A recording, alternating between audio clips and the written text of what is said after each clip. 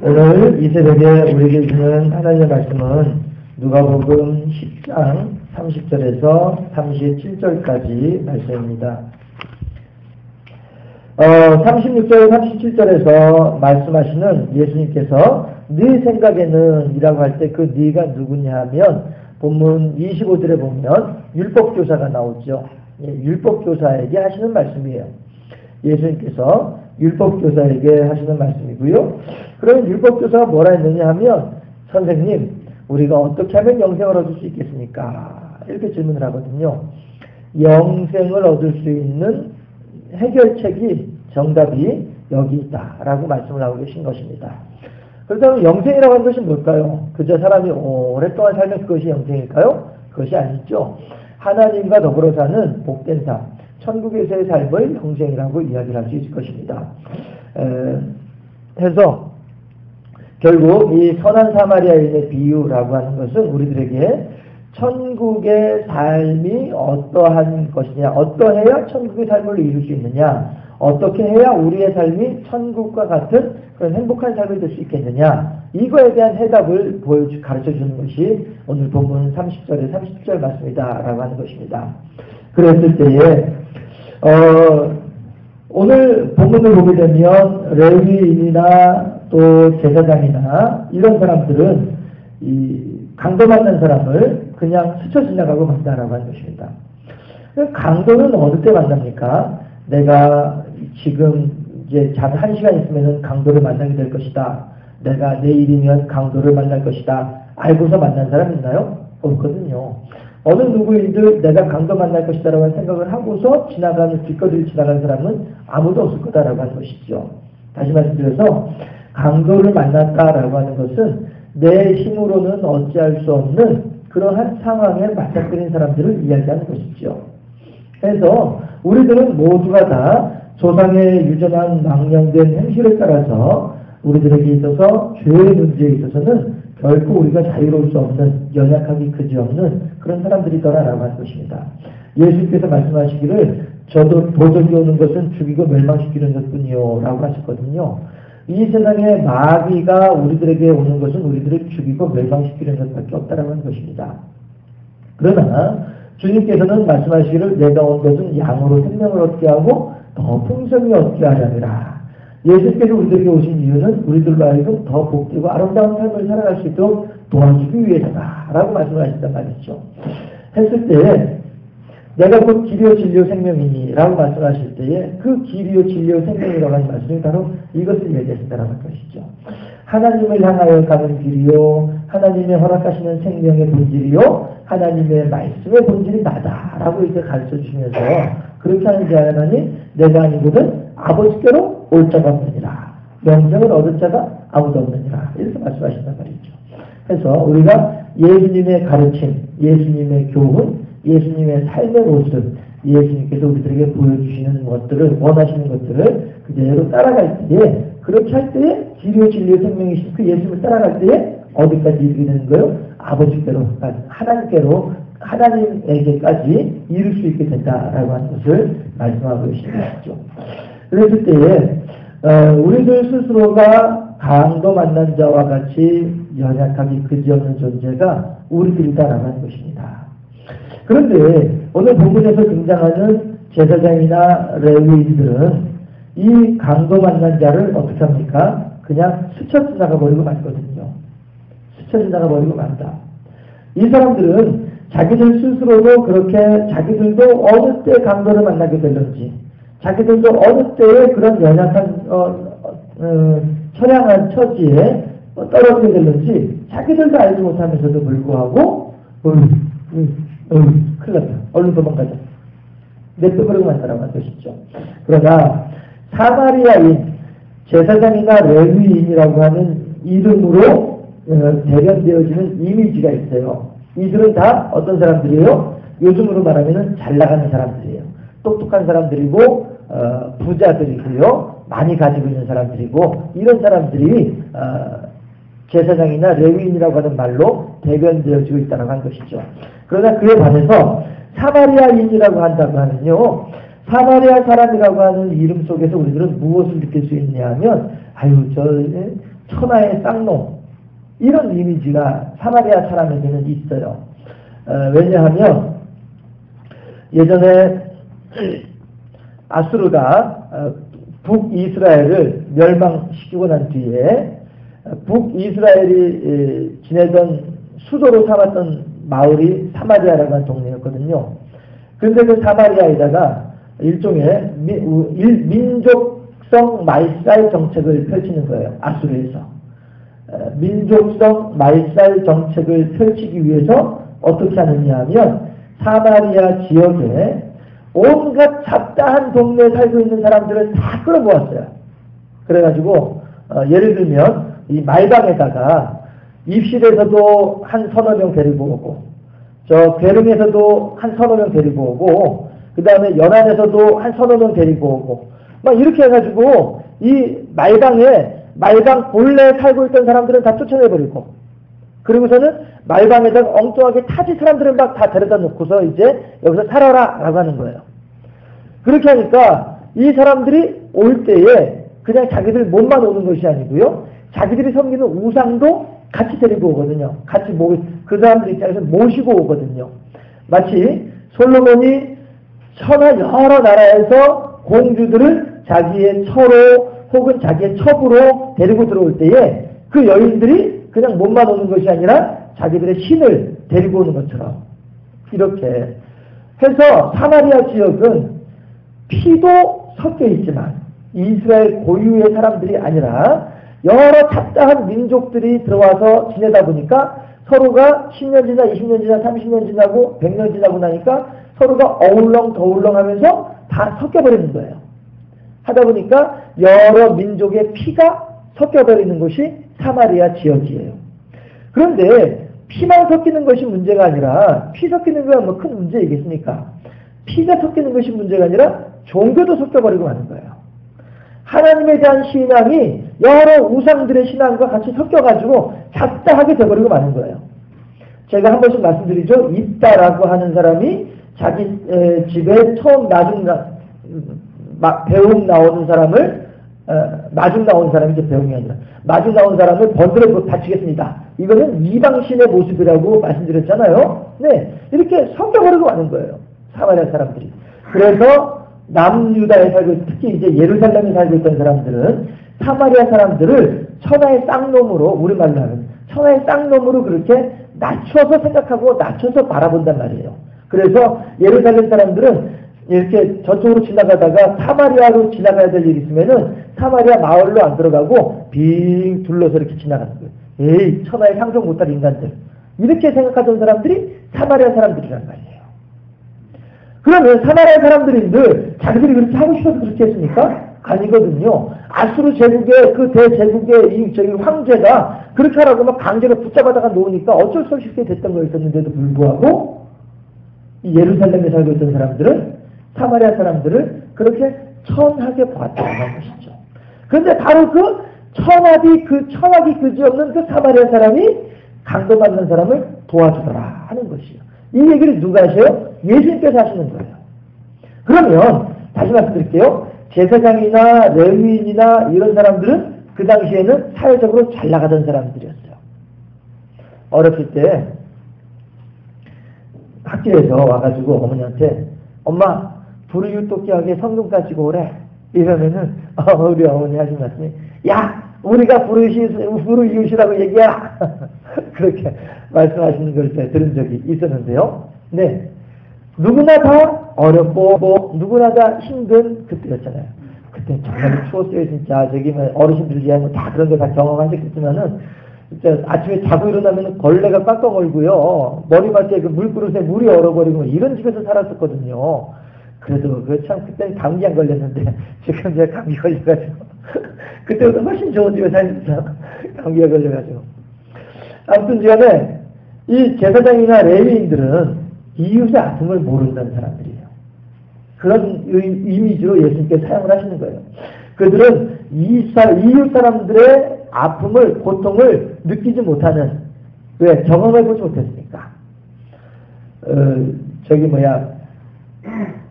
그 프랑스의 어느 왕비가 결국에는 이제 밀란이 일어나서 그 왕비도 밀란이 일어나면서 사람들에서 죽임을 당하고 말하는 그런 왕비이지만은 그 왕비가 그렇게 말을 했어요.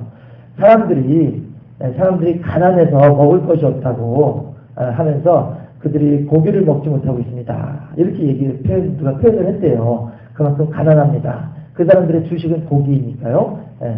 그만큼 가난하다라고 하는 의미로 그들이 고기를 먹지 못하고 있습니다. 이렇게 표현을 하니까 그 왕비가 하는 말이 그래? 그러면은 빵 먹으면 되지. 이렇게 얘기를 하더라고요. 이게 뭐예요? 그만큼 가난한 사람들의 백성들의 고통과 어려움을 왕비로서는 이해할 수 없다라고 하는 그런 근본적인 문제를 얘기하는 것이지요. 그런 것처럼 오늘 본문에서 예수님께서 말씀하시는 레위인이나 제사장은 그렇게 구조적으로 이웃 사람들의 아픔을 이해할 수 없는 사람들, 스스로가 높아지고 스스로가 넉넉하고 스스로가 잘 사는 사람들이에요. 비록 하나님께 가장 가까이 있다고 하는 레위인이고 하나님께 가장 가까이 있다고 하는 제사장이었음에도 불구하고 그들 스스로가 하나님의 마음을 제대로 이해하지 못한 사람들이더라라고 하는 것입니다. 그러나 예수님께서는 뭐라고요? 27절에서 너도 가서 37절에서 너도 가서 그와 같이 하라 라고 말씀하셨잖아요. 이게 뭐예요? 예수님께서 저 높고 높은 별을 넘어 이 낮고 낮은 땅 위에 내려오셨어요. 왜 그래요? 그는 근본 하나님의 본체시나 하나님의 동등됨을 취할 것으로 여기지 아니하시고 스스로 자기를 비워 종의 형체를 가져 종의 모습으로 이 땅에 태어나셔서 십자가에 죽으시기 위해서 이 땅에 오신 분이 예수님이다라고 하는 거죠. 다시 말씀드려서 이웃의 가장 아픈 모습까지도 당신 스스로가 다 체휼하시고 그리고 그 마음에서 그 이웃을 사랑하시는 분이 예수님이시다라고 하는 것입니다. 그러면서 가서 너도 이와 같이 하라라고 말씀하시는 거예요. 이게 뭐냐 하면 이웃의 아픔에 대해서 외면하지 말고 이웃의 고통에 대해서 거절하지 말고 나의 아픔이냐 나의 고통이냐 그렇게 여길 줄 알아야만 한다라고 하는 것을 말씀하신 것이죠. 우리가 천국의 삶을 살아가고자 한다면 바로 그러한 마음으로 이웃 사람들을 보살펴주야만 하겠다라고 하는 것입니다. 그리고 또한 그러한 마음으로 나 스스로가 강도받는 자입니다. 누구를 향해서요? 하나님을 향해서요. 하나님을 향하여서 하나님 저야말로 강도받는 자와 같이 연약한 자입니다. 부지불식간에 어려운 가운데 빠져있고 나로서는 어찌할 수 없는 감당할 수 없는 그런 곤란한 지경에 빠져있는 존재가 바로 저입니다. 라고 하면서 하나님을 향한 도움의 손길을 우리가 끊임없이 겸손함으로 구해야 하겠다라는 것이죠. 하나님의 은혜가 아니면 하루도 살 수 없습니다. 하나님의 사랑하심이 아니면 하루도 지탱할 수 없습니다. 하나님을 의지하는 강도 만난 자와 같은 겸손함이 필요하겠다라고 하는 것이에요. 왜? 그러한 겸손함을 가지고 있을 때에 나의 처지와 나의 형편에 대해서 내가 스스로가 곤란하고 연약하고 나약하다라고 하는 사실을 알게 되어야만이 하나님을 향하여서 도움을 구할 수가 있고요. 또 그렇게 하나님의 도움을 받은 존재라고 하는 하나님의 은혜가 아니면 살아갈 수 없다라고 하는 존재라고 하는 이 본질에 대한 모습을 정확하게 알게 될 때에야 비로소 이웃 사람들의 아픔과 슬픔과 고통에 대해서도 진정으로 이해할 수 있고 그들과 더불어 그들에게 하나님의 사랑을 나눠줄 수 있기 때문이다라고 하는 것입니다. 사실 생각해보면 그렇죠. 제사장님들 왜 그냥 지나갔겠습니까? 내가 지금 누군가를 위해서 대신 지금 제사 지내러 가는 중인데 괜히 거의 죽은 사람처럼 보였거든요. 지나가다 보면은 죽은 사람처럼 보이니까 내가 시체를 만지면 부정해서 제사 인도를 못하는데 그럼 내가 이 사람 만지지 못하지 그지? 그럼 그냥 갈 수도 있겠다라고 하는 것입니다. 다시 말씀드려서 그 사람들의 형편과 사정을 우리가 정확하게 알지 못하고서는 그 사람에 대해서 뭐라고 평가를 할 수 없다라고 하는 얘기가 되는 것이죠. 그래서 우리들이 스스로가 강도만난 존재이다. 강도만난 자와 같은 연약한 존재이다. 라고 하는 사실을 우리들 스스로가 깨달아야 될 필요가 있는 것은 그렇게 할 때에야 비로소 하나님을 향하여서 도움을 구할 수 있는 겸손한 자가 되기 때문이다 하는 것입니다.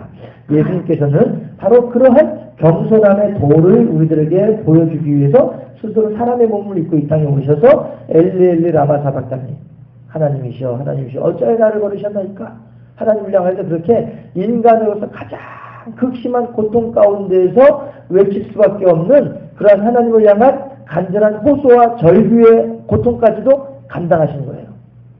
그리고서는 그렇게 사람으로서 겪을 수 있는 가장 극심한 죽음에 이르는 그런 고통까지도 감당하시고 난 뒤에야 비로소 예수님께서 뭐라고 하세요? 다 이루었다 말씀하시잖아요. 그리고서 그 다음에 뭐라고 하세요? 아버지여 내 영혼을 아버지께 맡기나이다. 그리고서 숨을 지시더라라고 하는 거예요. 이렇게 우리들도 마찬가지 예수님께서 보여주셨던 것처럼 우리들도 그렇게 가장 연약한 모습에서 가장 나약하고 겸손한 자리에까지 낮아짐으로써 그곳에서 하나님을 부르고 그렇게 하나님께서 우리들이 하나님을 부를 때에 하나님의 돌보심으로 우리가 세워지게 되면 그 세워진 그 넉넉함으로 이제는 이웃 사람들을 도와줘야 된다고 하는 것입니다. 해서 율법 교사가 예수님을 향하여서 예수님께서 너는 그럼 어떻게 알고 있느냐라고 할 때 율법 교사가 하는 말이 하나님을 사랑하고 이웃을 사랑하고 했습니다. 이것이 가장 큰 계명이라고 합니다. 이렇게 얘기를 하잖아요. 결국에는 하나님 사랑이나 이웃 사랑이나 오늘 예수님께서 선한 사마리아인의 비유를 통해서 보여주시는 말씀은 하나님 사랑이나 이웃 사랑이나 한 가지다라고 합니다. 사랑이다라고 하는 것이죠. 그러니까 예수님께서 요한복음에서 내가 너희에게 세 계명을 주노니 서로 사랑하라. 내가 너희를 사랑한 것 같이 너희도 서로 사랑하라 라고 말씀하셨단 말이죠. 결국 우리들이 천국의 기쁨을 누리고자 한다면 물론 죽어서 가는 곳도 천국이지만은 이곳에서 이 땅에서 우리가 천국의 기쁨을 누리고자 한다면 이 두 가지 자세가 필요하다는 거예요. 하나는 하나님을 향하여서 누구보다도 낮아지는 겸손한 자세가 필요하고요. 하나님의 은혜 가지고 결코 살 수 없습니다라고 하는 그런 낮아짐의 자세가 필요하죠. 이를 한 사람이야말로 하나님의 은혜를 갖고 도움받아서 행복한 천국의 삶을 살아갈 수 있다라고 하는 것입니다. 또한 나아가서 그렇게 회복되고 사랑을 받은 존재로서 이웃 사람들의 입장을 이해하고 용납하고 수용하면서 그래 그럴 수 있어. 그래 너는 연약하니까 그럴 수 있어. 당신은 힘드니까 그럴 수 있어. 당신은 괴로우니까 그럴 수 있어. 그의 아픔을 용납하고 수용하면서 그의 상처를 그리스도의 사랑으로 내게 주신 하나님의 사랑, 내게 베풀어 주신 하나님의 은혜로 그들에게 그 사랑과 은혜를 나누어 줌으로써 그것으로 그들의 상처를 감싸줄 수 있는 이런 넉넉함이 필요하겠다고 하는 것입니다. 그러한 삶이 복된 삶이요 그런 사람이 천국의 삶이다라고 하는 것입니다. 천국이 달래 이루어지는 것이 아니라 여기 있다 저기 있다 하는 것이 아니라 우리들의 마음속에 있는 그리스도처럼 천국이 또한 그렇게 우리들의 마음 안에서 이루어지게 된다라고 하는 것입니다. 예수님께서 말씀하시는 선한 사마리아인의 비유를 통해서 우리들에게 보여주시는 두 가지의 제목들, 과제들, 두 가지의 교훈 가르침이 있습니다. 첫 번째는 우리들 스스로가 강도 만난 자와 같은 우리들 스스로가 선한 사마리아인과 같은 겸손함, 하나님의 은혜 가지고 살 수 없습니다라고 하는 겸손함의 자세를 가져야 할 것이고 두 번째는 우리들 주변에 있는 사람들을 향해서 그렇게 너도 그렇게 연약한 존재이고 어느 때 강도 만날지 모르는 부족하고 연약한 존재이다라고 하는 사실에 대해서 그들에게 그런 사실로 말미암아서 그들을 향한 한없는 긍휼과 자비의 마음을 간직하는 그리고 실천하는 그런 삶이 천국의 삶이다 라고 하는 예수님의 가르침을 우리가 말씀을 귀담아 들을 수 있고 또 27절에서 자비를 베푼 자입니다. 예수께서 이르시되 가서 너도 이와 같이 하라 말씀하시는 이와 같이 하라 말씀하시는 그 주님의 말씀하시는 우리가 귀를 기울일 때에 우리들의 삶은 참으로 기쁘고 아름다운 천국의 삶이 될 줄로 믿습니다. 따라서 오늘 기도 제목은 주님의 은혜로만 살아가는 우리들입니다. 강도 만난 자와 같은 연약한 저를 도와주시고 지켜주시기를 소망합니다. 하나님 오늘도 저에게 은혜를 베풀어 주시옵소서. 두 번째 제목은 우리 이웃들의 아픔에 대해서 조금 더 사랑하는 자가 되게 하시고 이웃 사람들을 조금 더 사랑하는 사람이 되게 하여 주시옵소서. 첫 번째는 하나님 은혜를 더욱더 허락하여 주시옵소서. 하나님 사랑이 아니고서 살 수 없는 연약한 존재이므로 은혜를 허락하여 주시옵소서. 오늘도 하나님 은혜를 허락하옵소서. 두 번째는 우리 이웃 사람들을 조금 더 사랑할 수 있도록 하여 주시옵소서. 그들의 형편과 처지와 입장에 대해서 조금 더 반영하면서 조금 더 이해하고 용납하면서 그들을 조금 더 사랑할 수 있게 하여 주시옵소서. 하나님 은혜를 더하시옵소서. 이웃을 사랑하게 하옵소서. 두 가지 제목으로 잠깐 기도하고 마치도록 합니다. 주여 한번 기도합니다. 할렐루야. 아버지 하나님이시여 감사합니다. 하나님의 말씀의 깊이를 깨달아 알게 하시고 함께 나눌 수 있도록 허락하시며 함께 이해하고 받아들일 수 있도록 허락하시는 지혜를 더하시니 참으로 감사하옵고 아버지 하나님이시여 이제 우리 또한 그렇게 예수 그리스도의 낮아지심을 따라 우리들 스스로가 그렇게 하나님의 은혜가 아니면 살아갈 수 없으며 하나님의 도우심이 아니면 결코 살아갈 수 없다라고 하는 겸손한 가운데 내려갈 수 있는 우리들이 될 수 있도록 하여 주셔서 우리 안에 역사하신 하나님의 은혜가 더욱더 풍성해지게 하시옵시고 우리의 삶에 동행하신 하나님의 능력이 더욱더 넘쳐날 수 있는 그러한 삶을 살아가는 우리가 될 수 있도록 지켜주시고 붙잡아 주시옵소서. 그렇게 하나님의 공급해 주시고 허락하시는 힘으로 또한 많은 사람들을 사랑하는 우리가 될 수 있도록 인도하여 주셔서 참으로 하나님의 뜻을 하나님의 선하시고 온전하신 계명을 이루어드리는 우리의 삶이 될 수 있도록 하시옵시고 그렇게 주님의 영광을 위해서 헌신하고 수고하는 우리가 될 수 있도록 지켜주시사 우리의 삶이 더욱더 복된 삶이 되게 하시고 하나님을 기쁘시게 하고 영화로운 삶이 될 수 있도록 하나님께 헌신하는 착하고 충성된 종의 삶이 될 수 있도록 우리들을 지켜주시고 붙잡아 주시옵소서. 선한 사마리아인의 비유 가운데에서 주시는 하나님의 가르침을 우리의 삶 속에서 잘 실천하고 준행하는 우리가 될 수 있도록 인도하여 주시옵소서. 1.5 예물로 하나님께 영광을 돌려드립니다. 하나님을 향하여 더욱더 겸손함과 진실함에 신앙의 사람들이 될 수 있도록 복을 더하여 주시옵소서. 감사합니다. 영광 받아주시고 예수 그리스도 이름으로 기도드리옵나이다. 아멘.